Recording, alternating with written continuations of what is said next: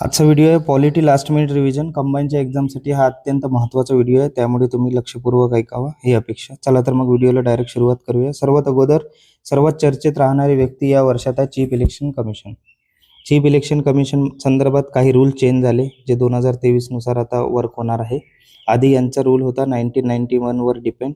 तर सर्वात महत्त्वपूर्ण पहिली बाब म्हणजे चीफ इलेक्शन कमिशनरच्या संदर्भात आर्टिकल आहे 324. प्रेसिडेंट अपॉइंट करतात त्यांना आणि वयात 6 वर्ष यांचा टेन्युअर असतो. 6 वर्षापर्यंत काम करू शकतात ते त्या पदावर आणि 65 वर्षापर्यंत हे त्या पदावर राहू शकतात. यांची जी पोझिशन आहे ऑर्डर ऑफ प्रेसिडेंट जो म्हणतो आपण, 9th पोझिशनवर आहे. UPSC आणि कॅगची जी पोझिशन आहे तशीच यांची चीफ इलेक्शन कमिशनरची पोझिशन आहे. एक कमिटी होती की चीफ इलेक्शन कमिशन कसा निवडला जावा. निवड कोण करते? प्रेसिडेंट. मात्र 3 मेंबरची बॉडी होती. त्या 3 मेंबरच्या बॉडीमध्ये आता बदल करण्यात आला आहे. सर्वात अगोदर PM आहे, ठीक आहे. लीडर ऑफ अपोजिशन सुद्धा आहे. मात्र इथं CGI जे होतं चीफ जस्टिस ऑफ इंडिया, त्यांच्या जागेवर युनियन कॅबिनेट मिनिस्टर इथं आता बसलेले आहे, ठीक आहे. हा पहिला फरक. दुसरी गोष्ट, सॅलरी, अलाउन्सेस, पेन्शन हे सर्व काही जे रूल्स होते ते चीफ जस्टिस ऑफ इंडिया सारखे होते. मात्र आता ते कॅबिनेट सेक्रेटरी प्रमाणे यांना सॅलरी वगैरे मिळणार आहे. ते किती? 2,50,000 सॅलरी यांना आहे.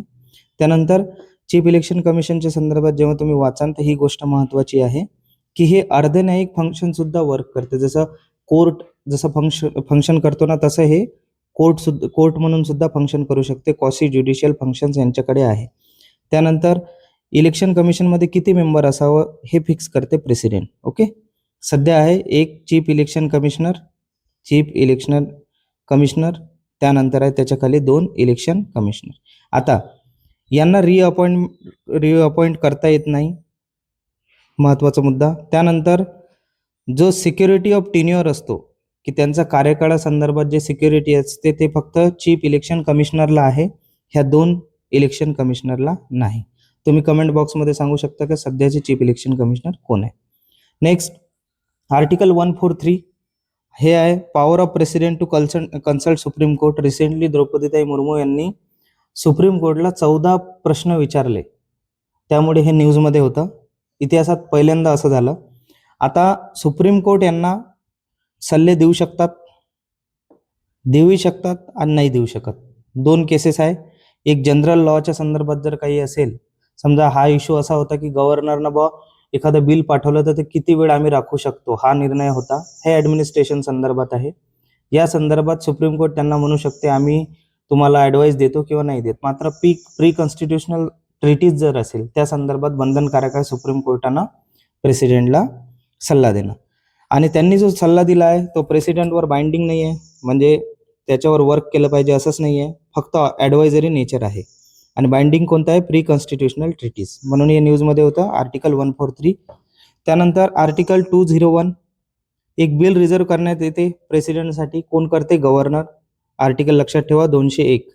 यामध्ये कोर्टाने निर्णय दिला की प्रेसिडेंटचा जो निर्णय आहे बिल राखून ठेवण्याचा तो नॉन जस्टिसेबल आहे, म्हणजे त्याला कोर्टात दाद मागता येऊ शकत नाही. त्यानंतर court cannot impose timeline on president, की एखादं बिल जर गव्हर्नर प्रेसिडेंटसाठी राखून ठेवलं तर प्रेसिडेंटनं किती वेळात त्याला डिसिजन द्यावं यासाठी टाइमलाईन नाही आहे. या संदर्भात ही न्यूजमध्ये होतं.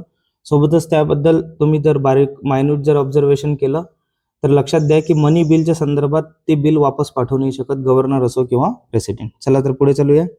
नॉन कॉन्स्टिट्युशनल बॉडी नेहमी UPSC कधीतरी किंवा MPSC कंबाईंड ह्या एक्झाम गुगली टाकत असते. क्रिकेट खेळत असताना तुम्हाला माहिती आहे सिम्पल बॉल टाकते आणि त्याच्यावर आउट होतो. नॉन कॉन्स्टिट्युशनल बॉडीची नावं लक्षात ठेवा. National human right commission non constitutional आहे. National green tribunal, vigilance commissioner, दक्षता आयोग, इन्फॉर्मेशन कमिशन, माहिती आयोग, Lokpal Lokayukta, national investigation agency, SEBI आणि रिझर्व्ह बँक ऑफ इंडिया ह्या नॉन कॉन्स्टिट्युशनल बॉडीज आहे. आता तुम्ही मला सांगा, लिंग्विस्टिक कमिशनर जो असतो तो कॉन्स्टिट्युशनल आहे की नॉन कॉन्स्टिट्युशनल आहे? राज्यसभेला हा प्रश्न आला होता. पुढे चालूया. UPSC न्यूजमध्ये आहे, कारण UPSCला 100 वर्ष कंप्लीट झाले आहे सध्या. UPSCची स्थापना 1 ऑक्टोबर 1926 झाली होती. महत्त्वपूर्ण आहे, येऊ शकते न्यूजमध्ये, पेपरमध्ये. त्यानंतर आर्टिकल 315 ते 323 या संदर्भात आहे UPSC संदर्भात. पार्ट येते तो 14वा आणि सध्याचे UPSCचे चेअरमन आहे अजय कुमार. यांचा जो मोटो आहे म्हणजे घोषवाक्य आहे सत्यमेव जयते. त्यानंतर UPSC कोणत्या डिपार्टमेंटच्या अंडर येते? डिपार्टमेंट ऑफ पर्सनल अँड ट्रेनिंगच्या अंतर्गत UPSC झालं. त्यानंतर आर्टिकल 280 सध्या न्यूजमध्ये आहे, डायरेक्ट येऊ शकते. आर्टिकल 280 कशाच्या संदर्भात आहे? Finance commission of India. यावर मी कंप्लीट एक व्हिडिओ बनवला आहे, तो तुम्ही जरूर पाहावा, कारण ग्रुप बी च्या मेन्सलाही त्यामधून प्रश्न आले, यालाही येऊ शकतात. अरविंद पनेगरिया सध्या 16वे फायनान्स कमिशनर झाले आहे आणि त्यांचा कार्यकाळ 2026 ते 2031 हा राहणार आहे. हे क्वासी ज्युडिशियल बॉडी आहे, म्हणजे अर्धन्यायिक बॉडी आहे. निवड करते प्रेसिडेंट आणि मेंबर आहे 1+4, म्हणजे एक मुख्य फायनान्स कमिशन आणि 4 मेंबर. रिअपॉइंट होऊ शकते यस, आणि क्वालिफिकेशन कोण डिसाईड करते? पार्लमेंट. हे झालं आहे. नेक्स्ट, स्टेट लेजिस्लेचर जे असतात त्यांचे आर्टिकल बघून घ्या. 168 ते 212च्या दरम्यान स्टेट लेजिस्लेचरचे आर्टिकल आहे. तुम्ही पार्लमेंटचे आर्टिकल मला कमेंट बॉक्समध्ये सांगा, आणि पार्ट 6 मध्ये हे येतात. आता सुप्रीम कोर्टची स्ट्रेंथ सध्या वाढली आहे.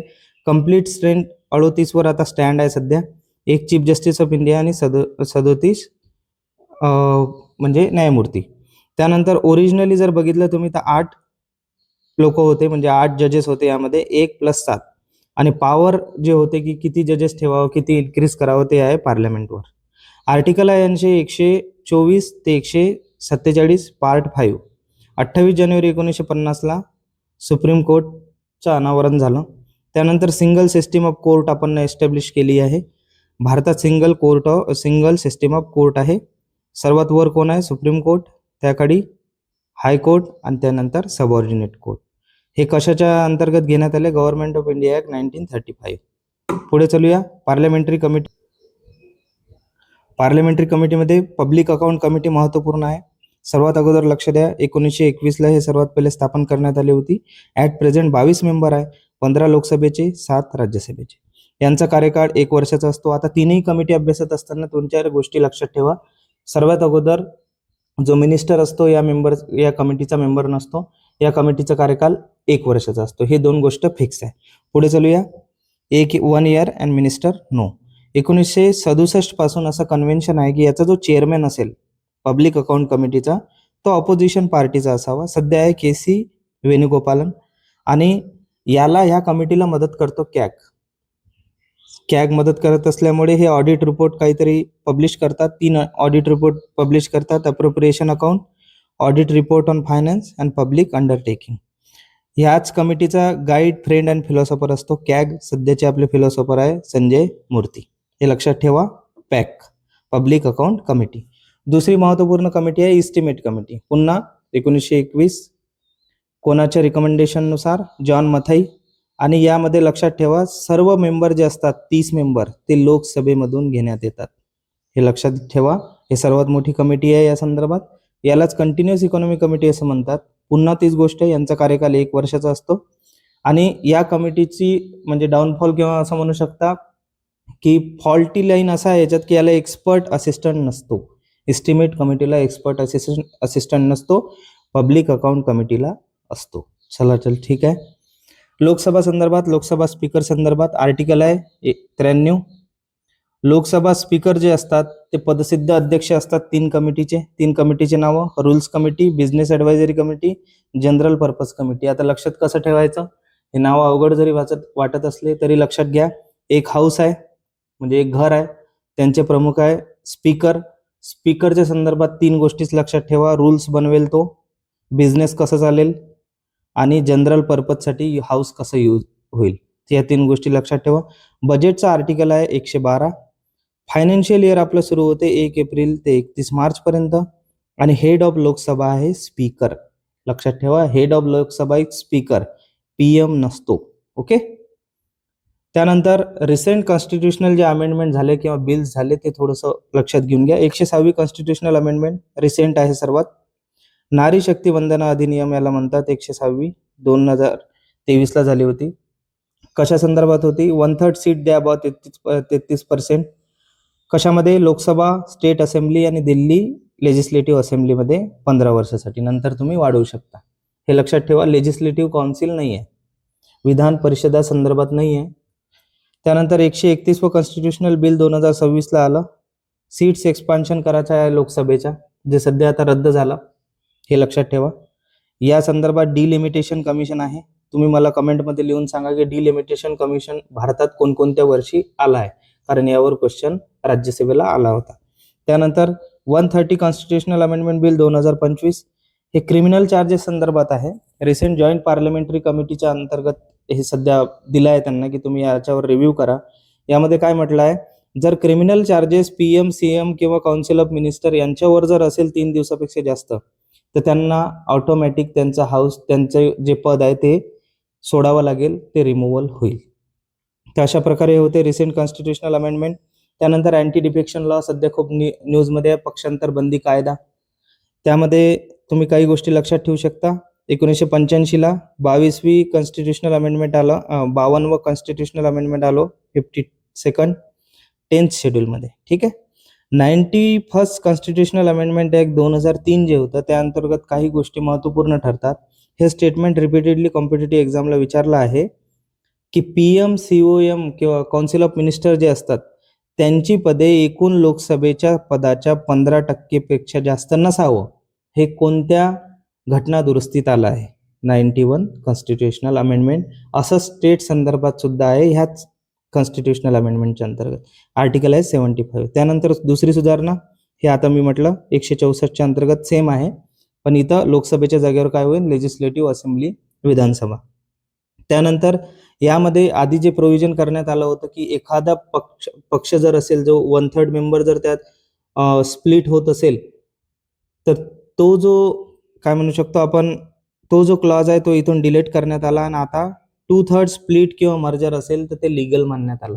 म्हणजे एखादी पार्टी आहे 100 जणांची, त्यामध्ये जर 2/3 मेंबर जर दुसऱ्या पार्टीत गेले, ते पक्षांतर बंदी कायद्यात येणार नाही, ते लिगली होणार. दुसरी गोष्ट, इलेक्शन रिफॉर्मसाठी एक कमिटी आहे, दिनेश गोस्वामी कमिटी. लक्षात ठेवा, 1990ला जोड्या लावामध्ये येऊ शकते. त्याचप्रमाणे DPSP संदर्भात राज्याचे नीती निर्देशक जे तत्वे आहे त्या संदर्भातले काही आर्टिकल महत्त्वपूर्ण आहे जे यावर्षी न्यूजमध्ये होते. सर्वात पहिले आर्टिकल आहे 51.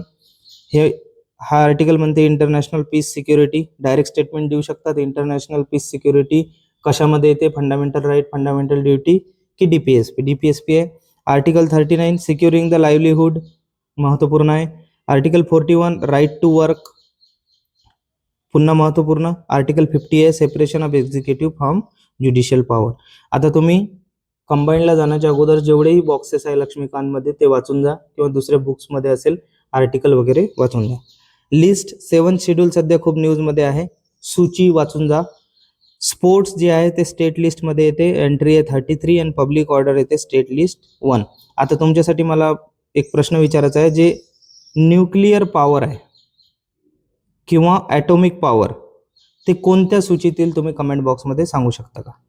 या स्लाइडमधला शेवटची स्लाइड म्हणजे सध्या लद्दाखमध्ये 7 जिल्हे झाले आहे. ओरिजिनली मूळ जिल्हे होते 2, लेह आणि कारगिल होतं. हे तुम्ही मॅपमध्ये बघू शकता, हे कारगिल आणि दुसरं काय आहे, लेह.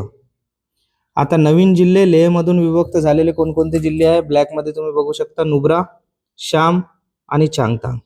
यांचे मुख्यालय सुद्धा तुम्ही बघू शकता. मात्र हेच लक्षात ठेवा, नवीन जिल्हे कारगिलमधून कोणकोणते निर्माण केले आहे, झास्कर आणि द्रास. हे आपण फास्टमध्ये स्लाइड घेतल्या. पॉलिटीच्या रिव्हिजनसाठी हे अत्यंत महत्त्वपूर्ण आहे. जर तुम्हाला आणखी यासारखे पॉलिटी रिव्हिजनचे जर स्नायपेट पाहिजे असेल तर आताही आपल्याजवळ 3 दिवस आहे, तुम्ही कमेंट करा, मी ते बनवून देईल. थँक्यू.